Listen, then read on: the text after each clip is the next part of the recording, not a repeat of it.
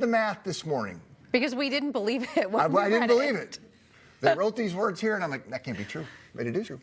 In many of those museums, you can find countless items that are decades, even centuries old, and they need love and care. Today, in a special behind-the-scenes edition of Must See Museums, Minnesota Life photojournalist Bill Middeke visits the basement of the Minnesota Historical Society right in St. Paul to see some of the work put into textile conservation.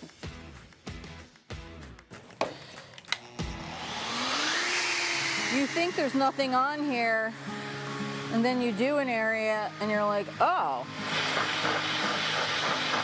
that looks better. My name is Ann Christina, and I am the textile conservator here at the Minnesota Historical Society. Right now, I am preparing this garment to be exhibited.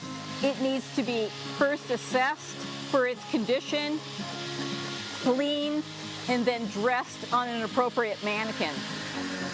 This is a Civil War coat, and these military coats are notorious for picking up lint. And our goal is to remove that in a safe way so that we're not abrading the fabric or causing any damage at all, really. And this process is something that we do to every single piece that we put out on the floor for exhibition. My goal is to preserve and protect all of these pieces for the next century. It is a very hands-on field.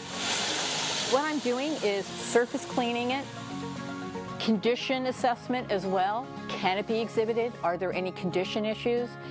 And then how are we going to mount it? Because textiles are non-self-supporting. They have to have something to either sit on or go within so that they hold their form and make sense. This is also a really great way to go over an artifact and identify condition issues. For instance, I did not notice these little repairs right here by these first two buttonholes at the bottom, and those are field repairs.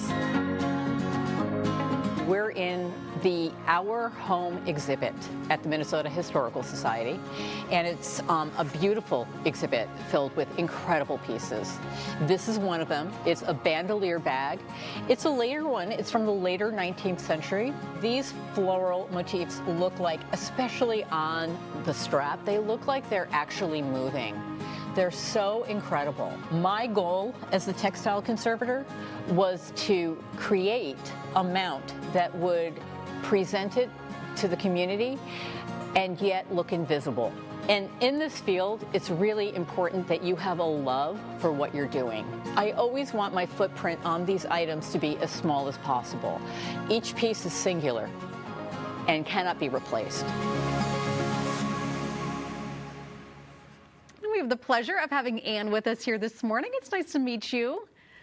Tell us a little bit about how you got into this work. I mean, it's so detailed. My goodness. That's a funny story. I ended up babysitting for a woman who started a conservation lab in my hometown of South Salem, New York. It's about an hour and a half outside of New York. And she gave me an opportunity to volunteer there. And that's what started it. I've always been interested in textiles. I've taught myself how to sew at a young age. I used to embroider and all these different things. And Patsy Orlovsky's opportunity gave me a moment to actually work on artifacts, and it went really well. And you've been doing it now for years and years. Yeah. Well, you told us you've been here. Mid-90s. Yeah, you told us you've been here in Minnesota for almost 20. Yes, I've been with the History Center for 25 years, going on 26. This must be might be a dumb question, but they're usually preserved in like a glass case or something. How do they get dust and dirty in there? Well, when you're seeing them out on the floor, they've all the work has been done. It's already been cleaned, okay. It's been surface cleaned, a mount has been carved or created for it to fit on. Okay. And it's looking at its very best. And oftentimes, if conservation has to happen to ameliorate an area of loss, we do that before it goes out on the floor.